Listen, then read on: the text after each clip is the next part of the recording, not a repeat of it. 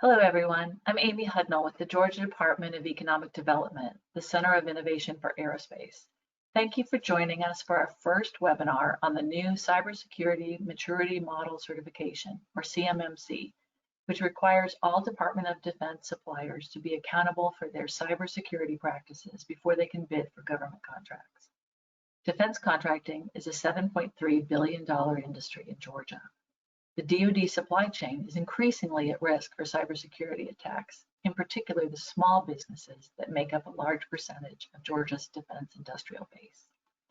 The Georgia Department of Economic Development and the Technology Association of Georgia, or TAG, have partnered to form the Georgia Defense Industrial Base Task Force, where we are collaborating to provide webinars and other resources for Georgia's 4,000 defense contractors.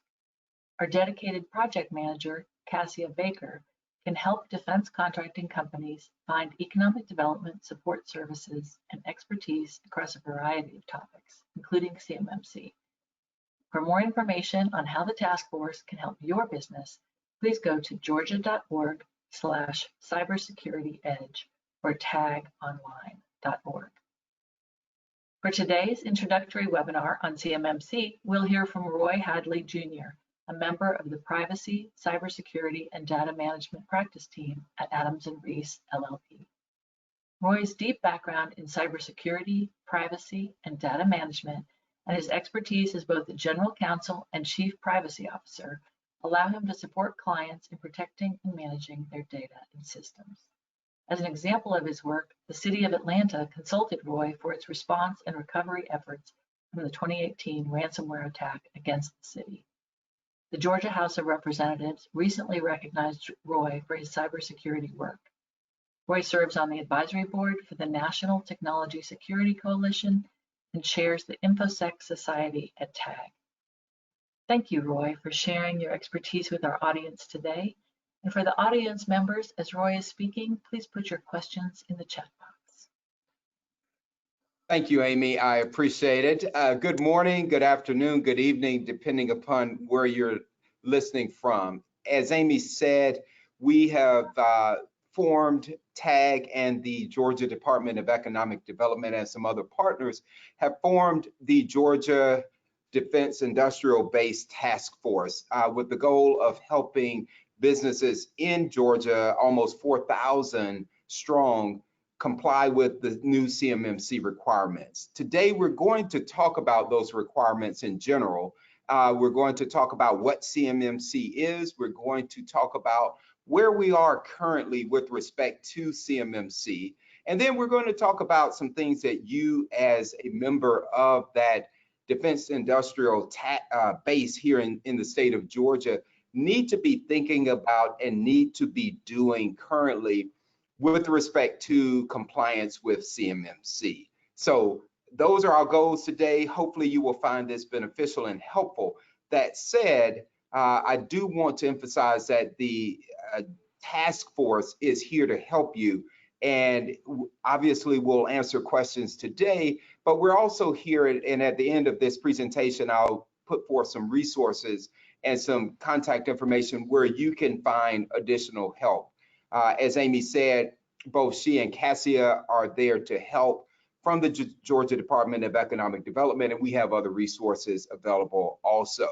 Again, we're here to help, and let's get started. First off, what is CMMC? I apologize for some of you because some of the things that we'll go over today will be redundant. You already know them, but in order to just make sure that everybody that's on this call today really understands what CMMC is, we're going to go into some basics of CMMC, or the Cybersecurity Maturity Model Certification. Historically, people in the companies in the defense industrial base had to comply with DFARS regulations, and those regulations set forth certain cybersecurity standards that you had to adhere to. The biggest difference between CMMC and DFARS is that under DFARS, a company could self-certify. They could certify themselves that they met those requirements. That is no longer the case with CMMC. Under CMMC, you have to certify you meet them, but then you are audited to, I guess, recertify, best way to put it, that you actually do meet those standards. There are 5 different levels. We'll talk about what those are. The certification was developed in conjunction with Carnegie Mellon and Johns Hopkins universities, and really tried to bring forth a kind of standardized method of cybersecurity for the defense industrial base. We won't go into the why this is needed, other than to say you are looking at the defense industrial base, top secret information, the national security of our country being at stake. So the goal was to have a set of uniform standards that anybody in the defense industrial base could comply with, have those set out, laid out, and then have the mechanisms to audit and certify those. Under CMMC, anybody in the defense industrial base, regardless of what you do, whether you're a prime or whether you are a supplier, if you participate in a Department of Defense contract in any way, at some point you will have to comply with CMMC standards. Now, I note that according to the Department of Defense, they will not retroactively apply CMMC standards, but proactively going forward, and we'll talk about those timeframes in a little bit, you will be required to comply with these standards.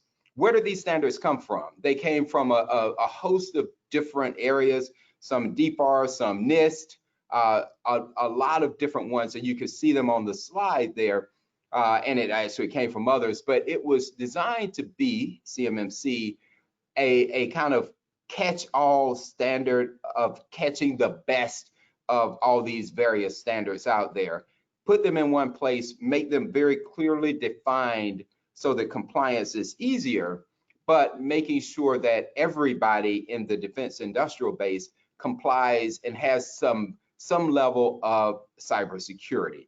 That was the goal with CMMC. As I said earlier, there are 5 different levels.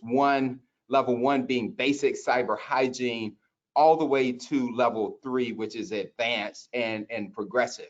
The differences being that everybody, regardless, is going to have to comply with level 1. And these levels build on each other. So if you comply with level 2, you've automatically complied with 1.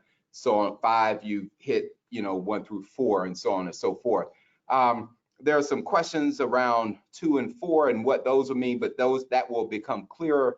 But level 1 is basic cyber hygiene, just the basic things that you need to do. Level 3 is really almost equal to NIST standards, 800-171. I think sometimes I get my numbers wrong, so if I called out the wrong number, don't get me too hard. But basically equivalent to that. And then levels 4 and 5 are going to be more advanced, high security type arrangements and contracts with the Department of Defense. And so depending upon what you're doing, that will relate to the level of certification that you have to get. And I do note that, you may be a contractor and some things you do may be a level 1, some things you may, do may be a level 3. So it's going to be incumbent upon you to really understand what you're doing and what those requirements are. They are going to come out in the contracts that the DoD puts out starting this fall, and we'll talk about that in a little bit. But now is really the time to think about what you do and where you need to be. Again, everybody is going to be required to meet level 1. So at a minimum, you need to look at those requirements, and those are on the CMMC website, and we'll get those resources to you also. But it's 5 different levels. Now let's talk a little bit about the CMMC accrediting body, also known as CMMC AB. While the Defense Department has put out and promulgated CMMC, they have turned over the compliance and auditing portion and the training portion to a nonprofit body called the CMMC AB, or accreditation body. in a memorandum of understanding signed in March of this year, 2020, CMMC was officially anointed by the Department of Defense. What CMMC AB is going to do is they're going to stand up what are called third-party auditors, and then under that, you're going to have assessors. And we'll talk about those in a little bit. A very recent addition to CMMC AB is a registered provider organization, as well as registered practitioners, and we'll talk about those a little bit also. But the basic structure is that you as a company are going to have to go through, and we call them C3PAOs. Sounds like something from Star Wars, but you have to go through those to get certified and accredited. They'll be doing the auditing with assessors working for them. And so that's what you're going to have to do. These third-party assessment organizations will be trained and certified by CMMC AB. We're not going to go into the particulars of what that training and certification and that process looks like for them, because that's not really going to be relevant to you. What is relevant to you is that there are no certified or accredited C3PAOs out there right now. That is still in process and coming. Hopefully, the goal is to have that this summer sometime. Originally, it was going to be Q2, but it looks like it's going to be sometime early in Q3. Those assessment organizations will be stood up and certified by the CMMC AB. There'll be a marketplace where you as a business can then go find these organizations and set up, for them to come in and help get you certified or to do the audit. Before you do the audit, you probably are going to have to get, all your ducks in a row, and we will talk about that in a little bit also. What is unknown right now, again, none have been certified by CMMC AB, so you can't get certified yet. And also how much it's going to cost has not been set forth by CMMC AB. There will be a cost associated with it. That cost is yet to be determined. I suspect that it will be different for different levels of certification. So obviously a level 1 certification will not cost as much as a level 3, and a level 3 will probably not cost as much as a level 5. That's Roy talking. We shall see what those look like. Who are the assessors? And these assessors again work for the C3PAOs. And these assessors are also going to receive a license from CMMC AB, and they'll have training, and they themselves will have to get certified, but the assessors will be the ones that actually come out to your organization and perform the audits and certify that you meet whatever level of certification you require, whether it's 1, 2, 3, 4, or 5. Again, we don't know what those fees are going to look like, but those fees will probably flow through the C3PAOs. So what is the current timeline for CMMC? Again, back in, I think it was January, February, the final version, not the final, but version 1.0 of the CMMC requirements came out. Prior to that, there was version 0.7 and all, but the 1.0 is the one that we're looking at. What I will remind you of is that these things are not static, and we should all look for new updates to version 1.0, maybe 1.1 or something, to come out over time, because as this thing kind of gels up and people are getting assessed and certified, I'm sure that other things will pop up to make it easier, or things that may have been left out will pop up, and so those will be incorporated into future versions of the CMMC model. Again, we're looking for those third-party assessors to be set up sometime early this summer. The Defense Department is going to come out with some new DFARS regulations in the summer of 2020. Most of you will have to comply with those also. So you need to be looking for that. The Defense Department thinks that most of the contracts that they are going to put forth, at least initially, are going to be requiring levels 1 through 3, maybe some 4s and 5s, but most of them are going to be 1 through 3s. The Defense Department thinks that CMMC is going to take at least 5 years to fully roll out and implement. So we're really looking at 2026 before it's fully implemented. That said, the goal is to have, by the Defense Department, to have at least 10 RFIs this year that have CMMC requirements. So even though you may not be subject to a contract or an RFI this year, it behooves you to go ahead, understand what your requirements are, and to get ready to meet those requirements. Okay, where are we now? You know, you can look at the Defense Department's website, CMMC AB's website, and kind of get those continuous updates. But where we are right now, again, no assessors or C3 PAOs have been formally accredited by the CMMC AB. So you need to, just kind of keep an eye out for that if you think you need to be accredited in order to get participate in a contract this year. The CMMC AB is building those training classes right now for the assessors and for the C3 PAOs. And so those training modules will come out.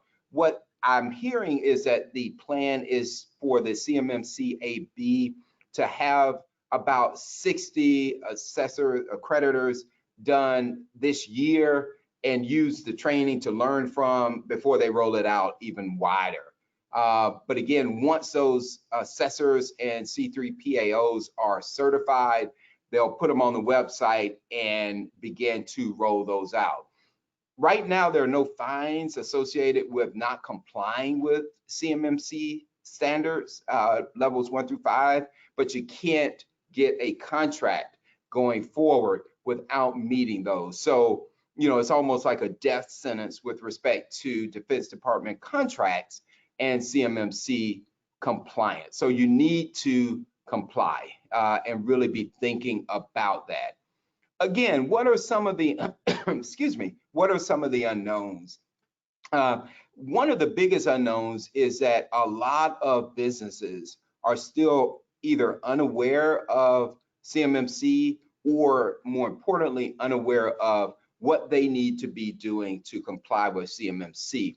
And that's where we here at the Georgia Defense Industrial Base Task Force are reaching out to you to try to help you become aware. A company called Tier 1 Cyber. Now, this was back in November of 2019, so hopefully these numbers have improved somewhat, if not improved dramatically. But back in 2019, near the end, you can see on this slide, some of the numbers really are concerning with respect to CMMC compliance. I'm just going to read some here. You know, 27% of the companies surveyed admitted that they were unprepared for a cyber attack or a cyber breach. 58% were unfamiliar with CMMC. 12% were confident in their vendors. 44% said they're still working to meet NIST 800-171, which is essentially equivalent to a level 3 compliance standard for CMMC. And 41% said their incident response plans were a work in progress. So clearly, a lot of businesses, again, there are 300,000 estimated in the defense industrial base, almost 4,000 here in Georgia, that just don't know about CMMC and don't know about the requirements of CMMC and what they need to do. Some other unknowns, again, how much is it going to cost you, to get certified by one of these assessing agencies, C3 PAOs. Also, what people aren't talking about is, the cost to get ready to be certified. So you don't just say, hey, I'm ready to be certified. You need to have gone through the checklist for whatever levels are relevant to you in CMMC and make sure you comply with those before you go reach out to get certified by one of these auditing agencies, these C3PAOs. Because if you don't and you don't meet the level requirements, then you're going to have to go back, do the legwork anyway, and potentially have to pay another fee to a C3PAO that hadn't been determined yet, but you may have to pay again and go through the time. So there's going to be some legwork on the front end before you get to actually trying to get certified. So in addition to the cost of getting certified, the cost of doing the legwork to be ready is also going to be part of what you need to think about, not only the cost, but the time frame, that timeline. Because, and just working back, if you are trying to get on an RFI or a contract that's in October or November of this year, then you're going to have to get certified before then, working back, and depending upon how long it takes an agency to actually come in and certify you. And then you're going to have to work back the timeline to actually be ready for them, to get all your ducks in a row. What we're understanding from the Defense Department, I know a lot of people are saying, well, COVID's out there and that's slowing down the time frame. But I caution you on that thinking, because the Defense Department is, despite COVID, pushing ahead aggressively, some would say, with these time frames and trying to get CMMC rolled out there this year initially, and then follow on year over year. So, those sorts of things we caution you on and say you need to be thinking about that. It's a great segue into our next slide. What do you need to do? What do you need to be thinking about right now? Here are some steps for you to take with respect to CMMC requirements. Again, learn the different requirements for the levels. Try to figure out what level of certification you need, 1 through 5. If you are a sub to a prime, reach out to your primes and talk to them and see what they're thinking with respect to that certification. And if you are a prime, reach out to your subs, because again, not only will the primes have to be compliant, the subs will too. And what you don't want as a prime is to be in a position where you can't find a sub to fulfill, some requirements or needs that you have. So regardless of whether you're a prime or a sub or anywhere in between, you need to be reaching up and down your supply chain to better understand what you need to be doing, what your primes or subs need to be doing, because you don't want to get stuck in October or November and you're ready, but your business partners are not. One thing you need to do also is, from that getting ready, that getting your ducks in a row standpoint, determine whether you have the resources to do it in-house or whether you need to outsource it. Bigger companies may have the IT departments, the security departments to implement these things and do it in-house in order to get ready for certification, get ready for a C3PAO and an assessor to come in and certify that you are compliant. Some companies do not have those internal resources. Now is the time to look at that. And if you don't have those internal resources, now is the time to bring them on board to help you get ready for CMMC compliance. A good thing is to do a readiness assessment and a gap assessment. Understand where you are and where you need to be and what the difference is between those. That's going to be a good thing to help you get ready. NIST puts out a real good checklist for self-compliance with 800-171, and you can find that online, or we can get a copy of it. That's going to kind of roughly equate to level 3, but it's a good kind of starting tool if you're going to do it in-house, or even if you're going to outsource it to help you understand what you need to be doing. Another thing is to implement a cybersecurity monitoring plan. That's going to be for some of the higher levels of compliance, level 4, level 5, but something that you need to be thinking about. And also the developing a system security plan, an SSP. Again, those are higher level things, but things that, if required, are things that you need to be thinking about right now. Some advanced considerations that you need to be doing regardless of what level. Start to document your practices, your cybersecurity practices. What are you doing? How are you doing it? Start to document those so that even if you are doing it internally or outsourcing, you begin to have a document to say, here's what we're doing, so that you can determine what we're doing, what we need to do, and figure out how to close that gap. Also engage with agencies now. If you are level 4, level 5, start talking to the agencies now, because they're going to have a good idea of what's coming with their RFIs, and where that'll give you some foreshadowing of where you need to be. Stay abreast of the latest updates and considerations and what's going on.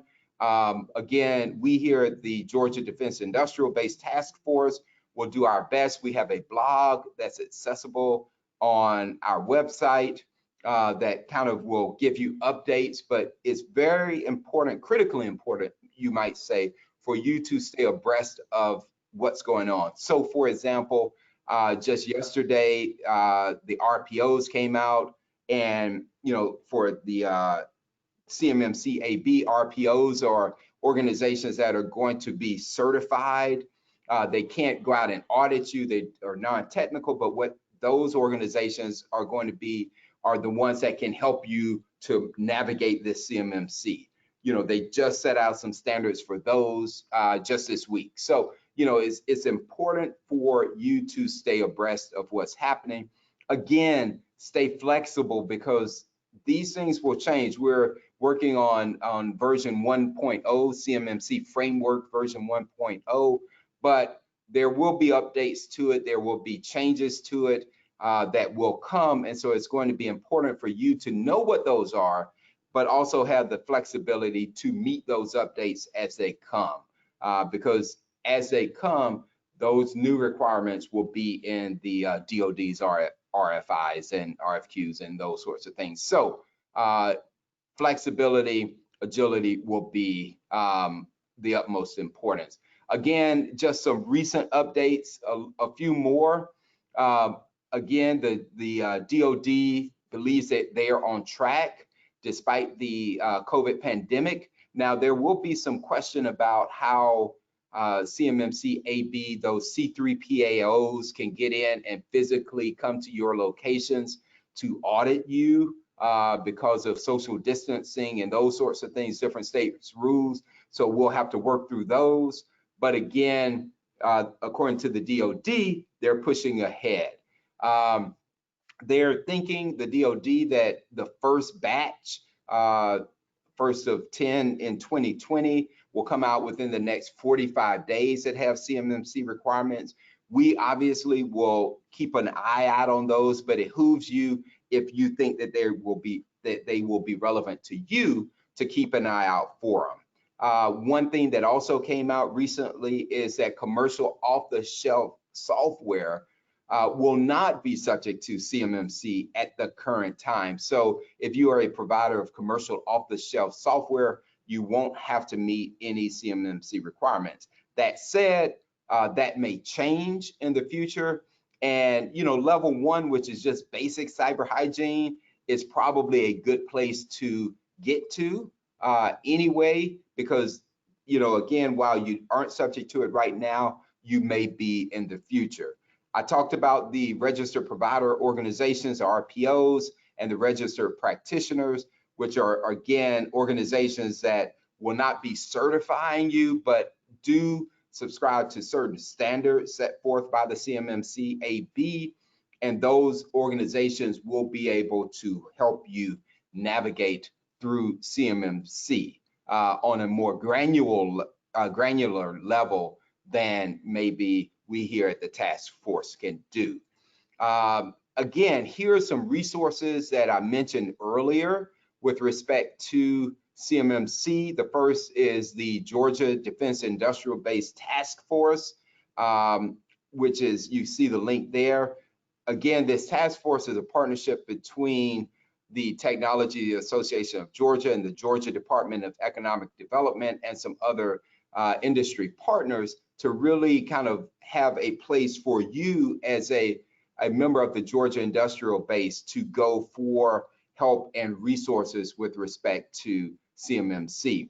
Also have a link there for the Georgia Department of Economic Development, the Cybersecurity Edge program, which is a very unique program sponsored by the Georgia Department of Economic Development to bring resources to you with respect to cybersecurity and now with respect to CMMC. So that link, Cassia and Amy are with the Georgia Department of Economic Development and will be a tremendous resource to you. We've also included the CMMC AB website link as well as the DoD Department of Defense website link. Long story short, I think to sum it up is going to be that CMMC is here. There are requirements. It's time for you, if you haven't already, to take this very seriously and to, as some would say, get on it and get busy with respect to understanding what your compliance requirements will be, understanding how you are going to meet them, come up with a game plan so that ultimately you will be in a position to get certified by a C3PAO and participate in DoD contracts moving forward. Again, I'm Roy Hadley. We appreciate your time today. We hope this has been helpful for you. Again, this was just a general overview, but our goal is to be here to help you. Thank you.